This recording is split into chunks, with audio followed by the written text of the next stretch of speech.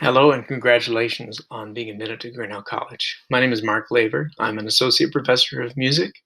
So I teach classes in jazz and popular music, and in the music department, I direct the jazz ensemble and teach classes on jazz history and hip hop, other popular music genres. I've been at Grinnell since 2014. I moved here with my family from Toronto in that year, which was a big move for us, coming from Canada and coming from a city of 7 million people to a little town like this. But it's been a wonderful transition. We've been very happy here since that time, and in fact, my favorite thing about teaching at Grinnell College is being in this town. It's a warm and welcoming place. My daughters, who are 4 and 8, love running into students at the coffee shop. When my older daughter was just a toddler, she used to call my students our students. So when you get here, just so you know, you'll be her students too. My research is typically on jazz music. I'm also a jazz saxophone player. My work currently is a biography of a Canadian jazz musician whom I studied with in Toronto, Phil Nimmons. He's 98 now, and he and I have been working on this biography project together for the last few years. You're about to hear a lecture from my jazz traditions class at the college, which is my version of jazz history. So I hope it gives you a representative sense of what classes are like here at Grinnell. And I also hope that I'll get to see you when you arrive here in person.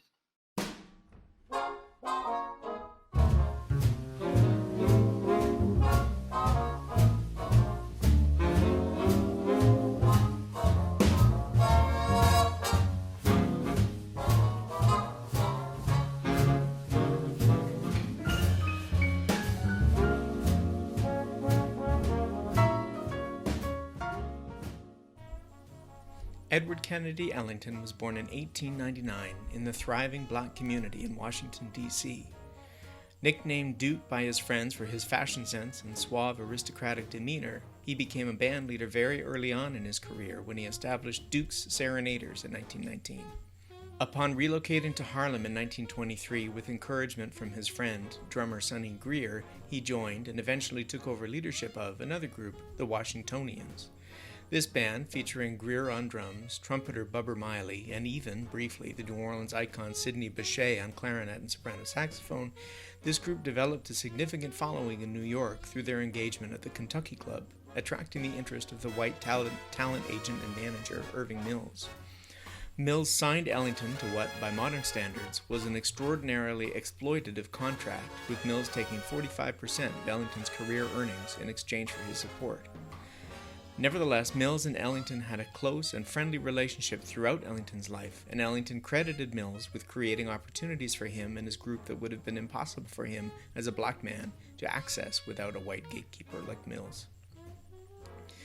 Indeed, it was Mills who engineered Ellington's move from the Kentucky Club to the Cotton Club in 1927, the engagement that led to the band's sudden international renown via the prominence of the club itself and the live radio broadcasts of the band's performances there.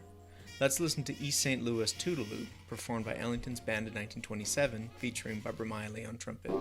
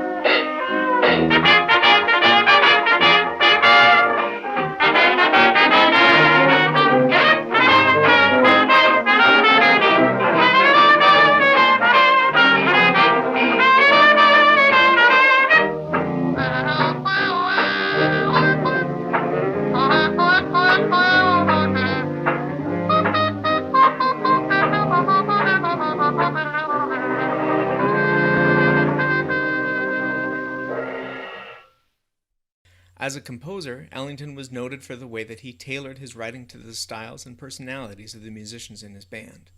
Miley's unique sound on the trumpet, particularly his experimentation with the plunger mute, effectively a rubber toilet plunger, often used in combination with a straight mute, removed from the stick, moved on and off the bell of the trumpet to create the wah-wah effect that you hear in the recording.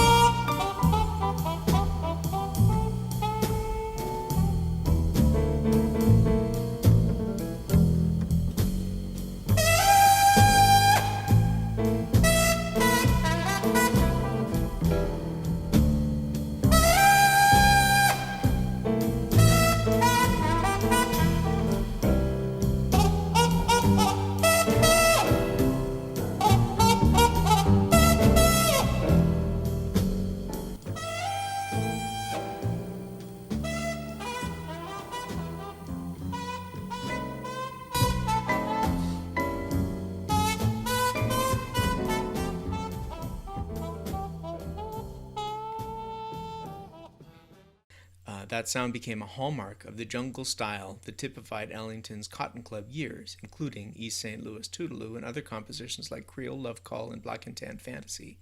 Miley co-composed and was featured on all of these pieces.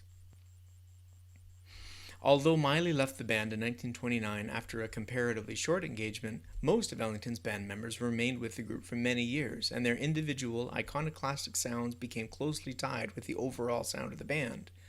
Miley's replacement on trumpet, Cootie Williams, imitated Miley's plunger technique, as did trombonist Tricky Sam Nanton, a member of the group from 1923 until his death in 1946. Tenor saxophonist Ben Webster brought a tone that could be equally gruff and sweet, prefiguring the sound that you hear on rock and roll and blues saxophonists like Bruce Springsteen's longtime bandmate Clarence Clemons. He was also a brilliant virtuosic improviser, as heard here on Ellington's composition Cottontail.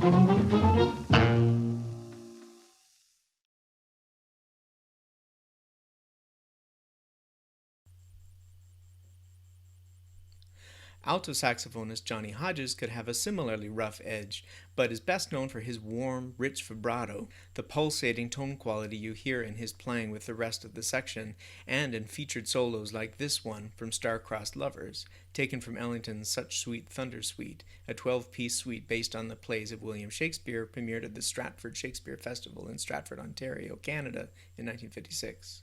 Johnny Hodges plays the role of Juliet in this piece, with baritone saxophonist Harry Carney playing the role of Romeo. Carney was Ellington's closest friend in the band and a musician who remained with the group up until Ellington's death in 1974. Carney himself died a mere 4 months later in October of that year.